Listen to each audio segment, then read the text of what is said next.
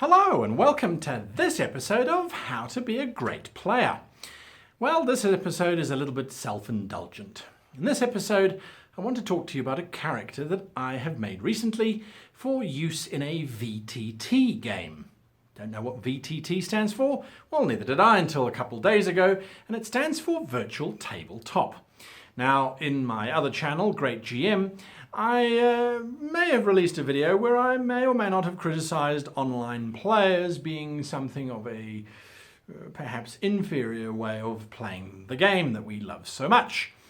As a result, I was bombarded with people desperate to defend VTT, and to prove the point, one of them invited me to actually join a game with him online. Every one of you has one reason or another to be hired or volunteered or whatever it might be to find the child of the local lord.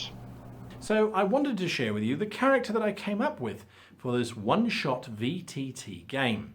And I'm hoping that it'll be of use to you simply as a process of seeing how I went about creating this character for this game. Now, this is a one-shot game, so we're not likely to play after we have spent 4 hours romping around in this world.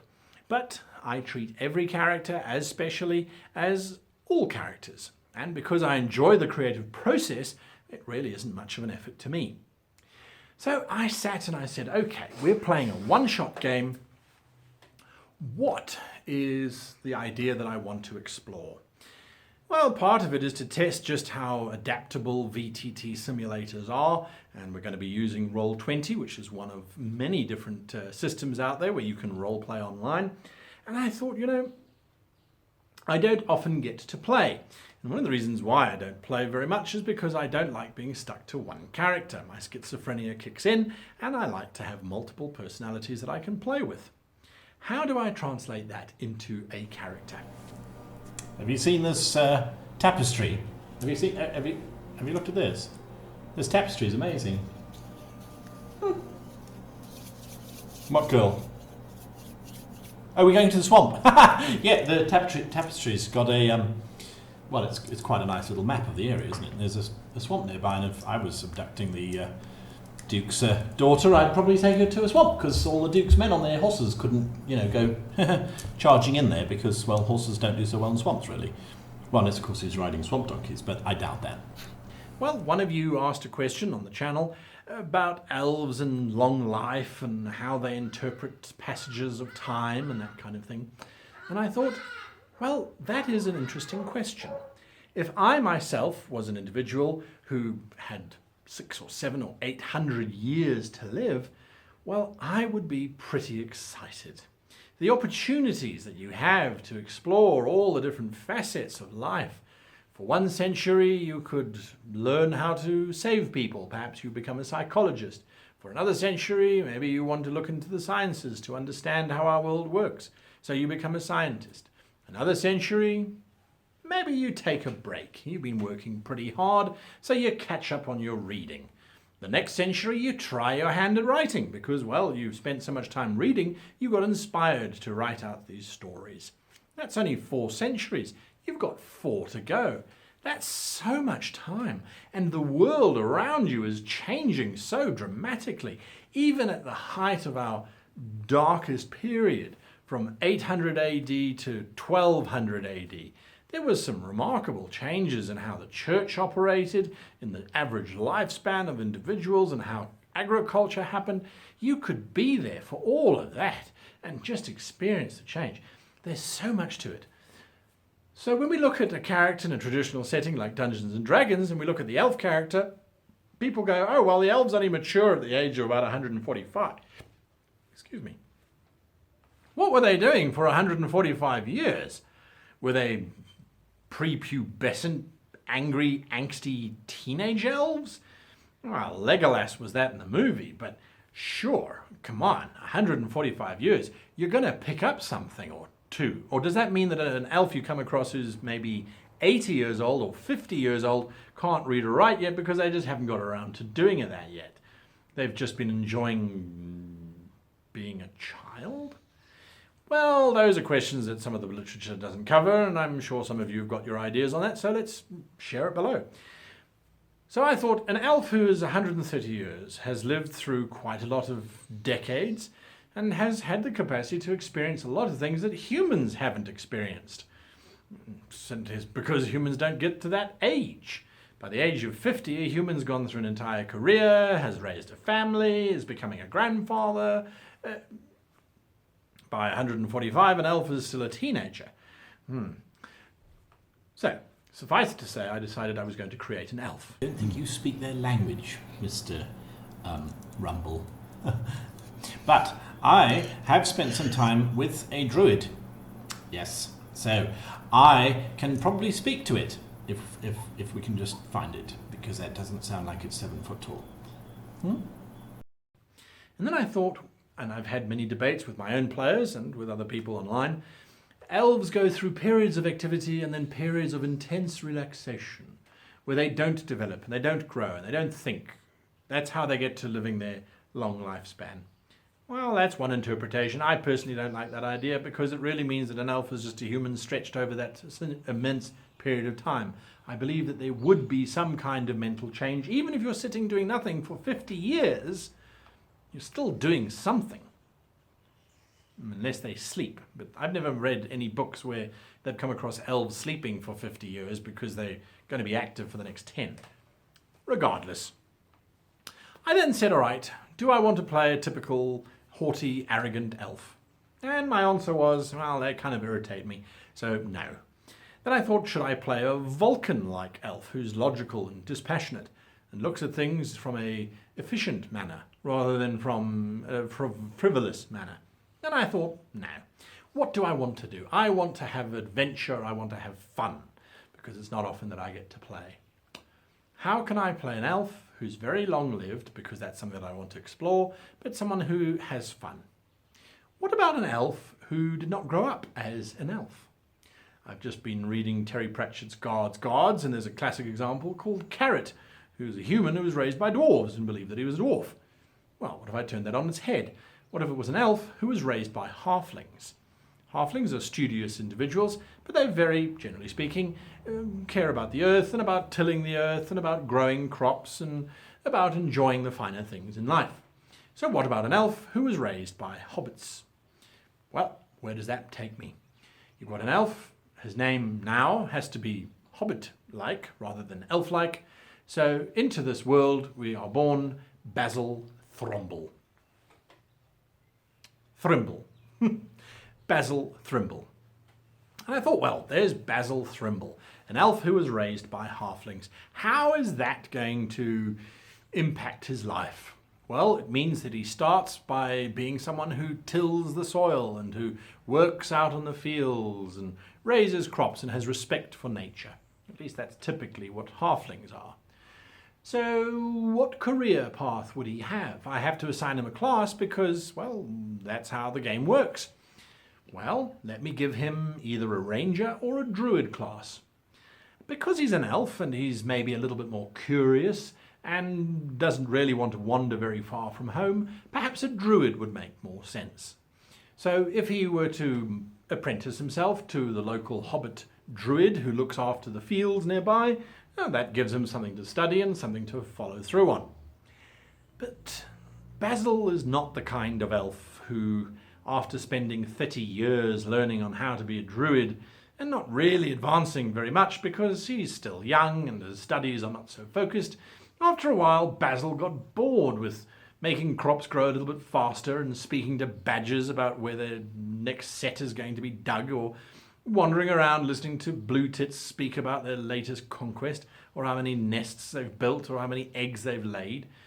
After a while, I think Basil gets bored. Tell them that I know how to defend myself, and they would be cautious not to approach too close. Oh, look at that. Ah, did you see? No, never mind. And he's got plenty of time left. He knows he's an elf, but so perhaps he needs to find something a bit more engaging, something that he can really get his teeth into, something that he might say, oh, look at this, now this is what I am, just look at this is it, look at this.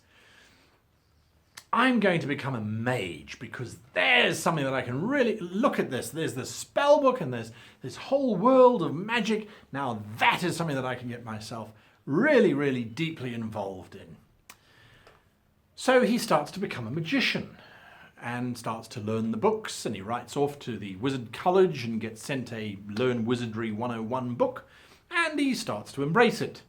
Skip forward 30 years, and his magic tricks have now got him to the point where he is becoming a second level magic user.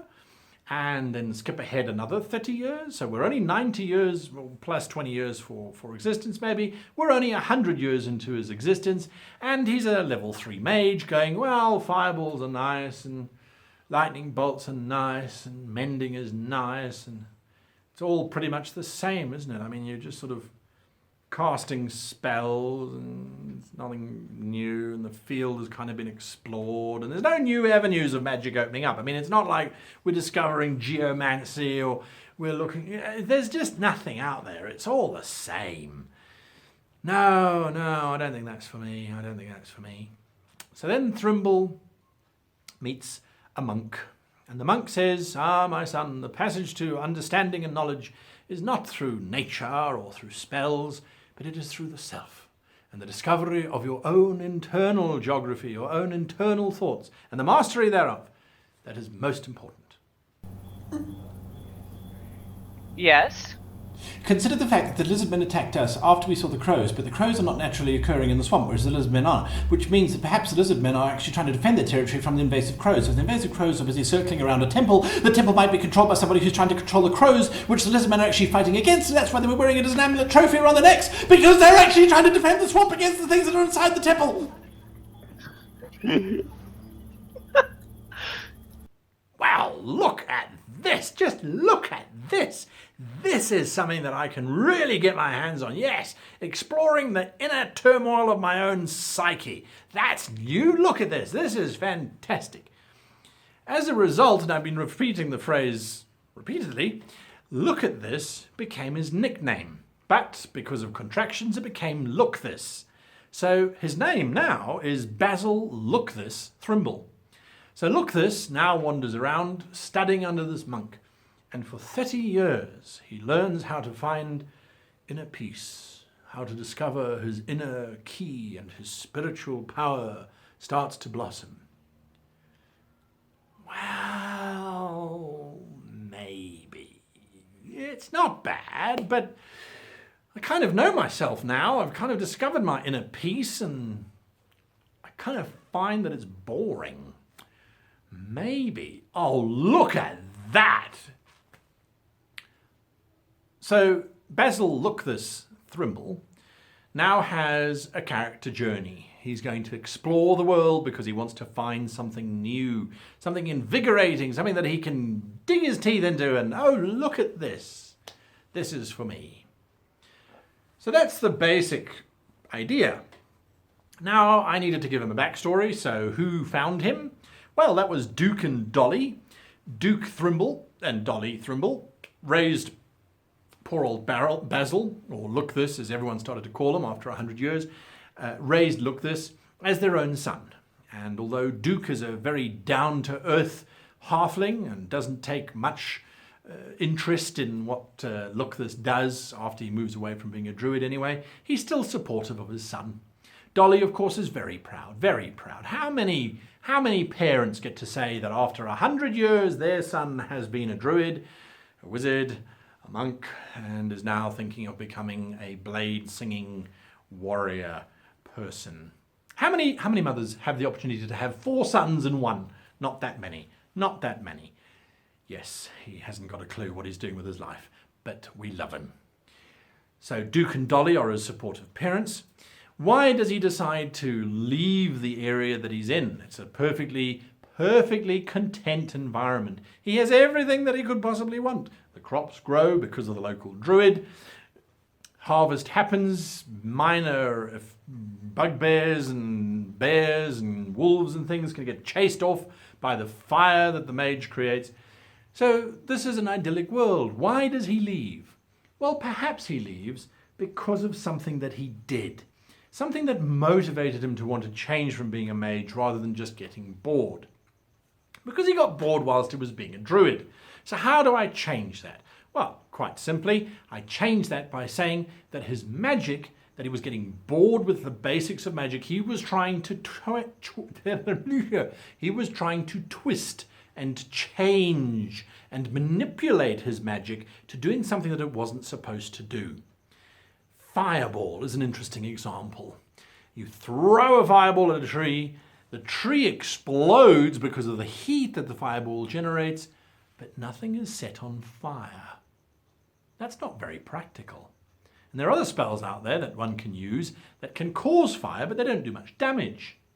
What if you combined the two together? So now you had a fireball that you could throw at the target, cause the target to explode because of heat, and then everything around it catches on fire. That's more interesting, especially if it's the field that Dar planted yesterday, and if it's half the field of the neighbours, and if it's the neighbour's cottage, and if it's half of the river, and a little bit of the village. Yeah, magic's not for Thrimble, no. Look, this has got greater plans. So I've thrown that into his background, that he helped burn down half the village, and that he spent 10 years in remorse repaying everybody in the village for their lost property, their lost crops. So it required him to become a little bit humble. And I'm sorry about the light changing. It's late afternoon here and the sun sets quite quickly once it's decided to set. So Basil, look, this Thrimble now has a complete backstory. Duke and Dolly are still happily married in the little halfling village, and he's kind of welcome back there, but the villagers are going to be a little bit nervous. There's a druid who spent 30 years teaching this idiot about being a druid and then got dumped. There is a wizard somewhere who lent spellbooks, or a wizard college anyway, who knows of this rogue wizard who no longer writes in. And there's a monk wandering around teaching people how to find their inner peace whilst giving them all of their gold to him. The charlatan monk duped Lookthus out of all of his money to become one with himself type of scenario. Lookthus is now hooked up with a drow fighter who's not necessarily drow in his personality and is starting to become a fighter. So I've created this multi-class character, and I know most of you out there going, oh, multi-class, why are you going multi-class? Your character's going to have +1 to hit with everything. It's not going to have anything that's powerful. The spells are going to be weak because they're all going to be level 1s. Well, yes, but the point was not to create the ultimate wizard or the ultimate monk or the ultimate druid, but to create an individual who's changed and adapted and is curious about the world that they live in and want to know more and have the luxury of being able to spend 20 or 30 years looking into I wonder, look at this. Now, this is interesting. Well, for 20 years or so, anyway. I like to go back in to find the dais and see if there are any buttons. Wait, I think I've solved the riddle. What do you mean? Really? Look at this. Well, I don't actually think I've solved it. I just have a theory. To be gold is good. Theories, all we got. And gold is a metal, which is fairly malleable. To be stone is nothing. Stone is unyielding. You can't shape stone. You can't bend it or anything like that. To be glass is to be fragile. Well, that kind of goes without saying, doesn't it? But glass is brittle. It breaks. To be bold is to be cruel, and to be bold is to try and do something quickly, perhaps, without thinking. So if you're not malleable, being bold would be problematic, wouldn't it?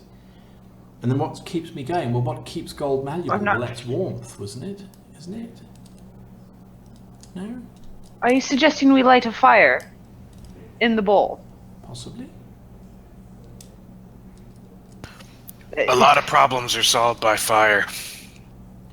There is that It's point. a better idea than I. Yeah. So I'm assuming Bog is up for a fire. That's always a good start. That's the idea. Now I've got to put all the numbers together and roll the character up and all that kind of wonderful stuff. But I think it's enough for the GM to go on. There are a couple plot hooks there. There's a druid who might want revenge. There's the villagers who might want revenge for their village being burned down. There's the wizard college who might want some kind of payback.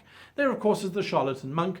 There is Duke and Dolly themselves. If someone were to threaten them, Luckless would be there immediately to try and protect his family. I also, because I felt that wasn't enough, worked in the fact that a bunch of elves, an elvish trade delegation came through, saw Luckless and decided that he shouldn't be spending all his time with the halflings because clearly his talent was being wasted, and tried to take him away.